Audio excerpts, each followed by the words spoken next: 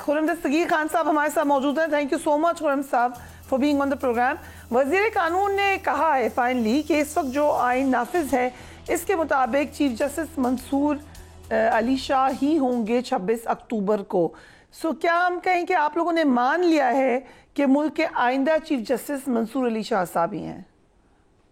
میں تو اس ساری ڈیبیٹ کو شخصیات سے دور لے کر جانا چاہتا ہوں. اگر جسٹس منصور علی شاہ بھی بن جائیں تو مسلم لیگ نون کے لیے تو جس طرح دوسرے چیف جسٹس ہیں وہ بھی ہوں گے اور ان سے وہ بڑے اس معاملے میں معاملہ فہم اور جدیدیت پسند جسٹس ہیں.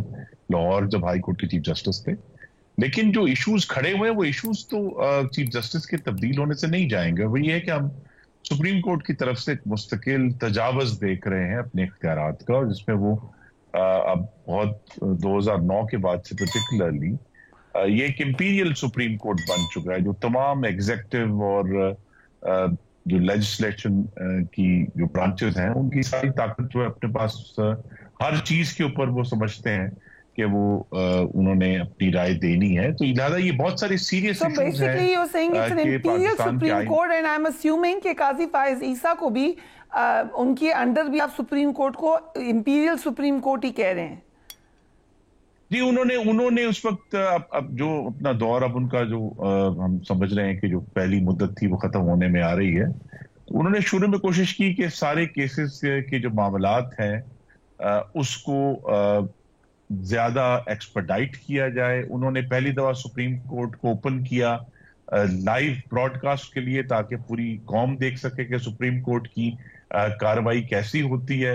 انہوں نے کوشش کی کہ وہ جو پارلیمان کا احترام جو ہے جہاں تک ان کے پاس کبھی ایسا ایشو آیا تو انہوں نے پارلیمان کا احترام کیا اور کہا کہ ہم جو پارلیمان کے جو رائٹس ہیں لیجسلیشن کرنے کے اور ساورنٹی ہے اس کو ایکسیپٹ کرتے ہیں.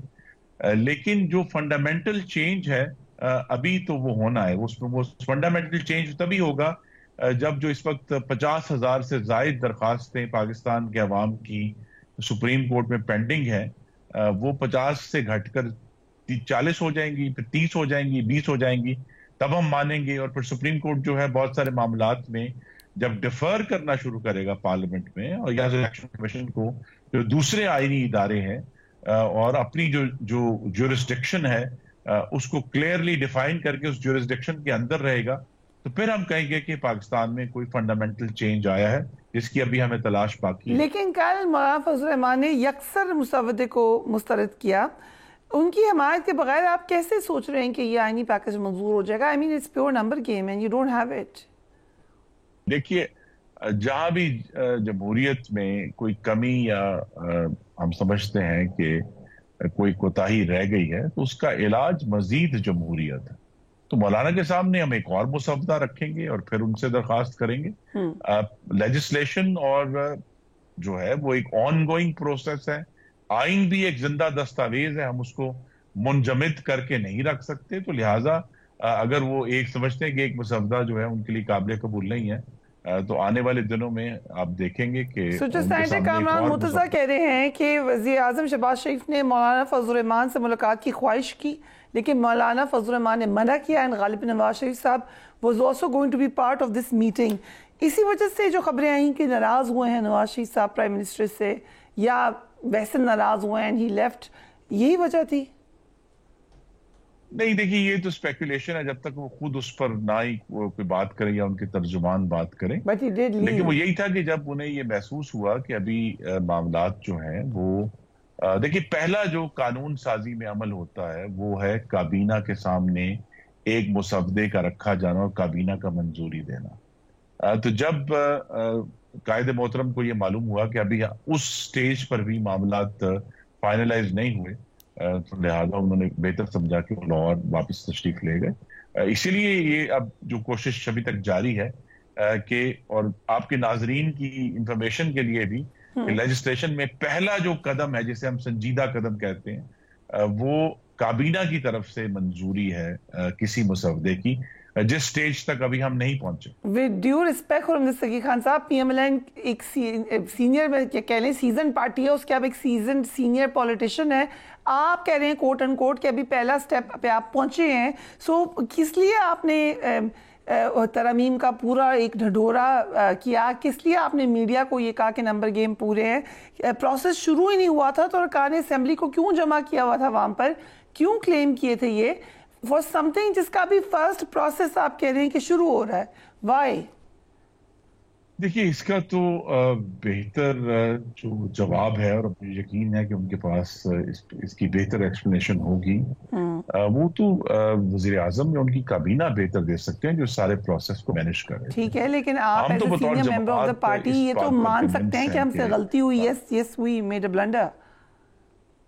जी नहीं, इस पे जरूर आपकी राय मुकद्दम है, और उस पे वो बेहतर इसकी तौजीह दे सकते हैं कि उनके सामने, जाहिर है गवर्नमेंट के सामने एक मुश्किल चैलेंज तो है, एक मखलूत हुकूमत को लेकर चलने का। पाकिस्तान पीपल्स पार्टी ने इस सारे मामले में हमें बहुत सॉलिड सपोर्ट दी है, उसके अलावा MQM ने भी बहुत सॉलिड सपोर्ट दी है, तो लिहाजा वहाँ जो गवर्निंग कोalition है वो अल्हम्दुलिल्लाह बिल्कुल इंटैक्ट है, लेकिन जो मामलात जिसको वो हल करना चाहते थे वो अब कुछ तासुर यही है कि अब हुकूमत की कोशिश ये है कि चीफ जस्टिस भले बन जाएं मसूद अली शाह, लेकिन उनके इख्तियारात को कम कर दिया जाए।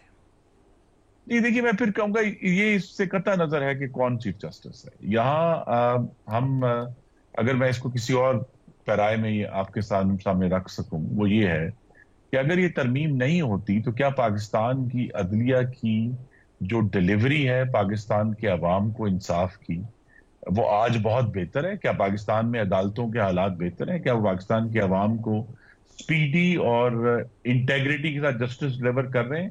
और इन सब सवालात का जवाब ना में है। तो आज का जो स्टेटस को है पाकिस्तान की जुडिशरी में, वो तो कोई ऐसा मुस्बत नहीं है पाकिस्तान के अवाम के लिए और ना ही पाकिस्तान की जमहूरियत के लिए। तो लिहाजा कहीं ना कहीं तो इसमें रिफॉर्म होना है, पार्लियामेंट ने अपना रोल अदा करना है। बट आईनी तरमीम में जो पूरा आप कहते हैं फियास्को हुआ, उसके बाद नवाज शरीफ साहब का क्या रद्द अमल था? जी, उस इतवार के बाद से तो चूंकि पार्टी की कोई ऐसी इजलास नहीं हुआ, तो उनकी जो, जिस तरह मैंने कहा, उनकी जो अगर राय है या उनका ओपिनियन है, वो या खुद या उनके कोई तर्जुमान ही बता सकते हैं। So now last question about the whispers, जो कि विस्पर्स हर वक्त होती हैं इस्लामाबाद में, कि आपका जो यकजान दो काले तो कहते हैं प्राइम मिनिस्टर, लेकिन जो एक पेज है वो अब एक पेज शायद नहीं है उस तरह से। ये देखिए, पाकिस्तान की जो गवर्नेंस है उसमें बहुत पेचीदगियां हैं, जिसमें अदलिया का रोल भी है कि वो अब गवर्नेंस में पूरी तरह एक पावर प्लेयर के तौर पर मौजूद हैं, और जो पॉलिटिकल पार्टीज हैं वो उस फ्रेमवर्क के अंदर अवाम को डिलीवर करने की कोशिश करती हैं जितनी उनमें एबिलिटी हो। कुछ नहीं भी करती। PTI ने कोई एफर्ट नहीं की अवाम को डिलीवर करने की, और वो उसी तरह जो है वो प्रोपेगेंडा से उन्होंने अपना काम चलाया। लेकिन ये इसी सिचुएशन में से हमें जो चैलेंज रहेगा और है वो है कि इमरानी फाशिज्म का एक क्राइसिस हमारे सामने खड़ा हो गया। इस दरमियान में से पाकिस्तान की जो कॉन्स्टिट्यूशनल गवर्नमेंट है उसको लेकर चलना है, जो कभी भी आसान नहीं है।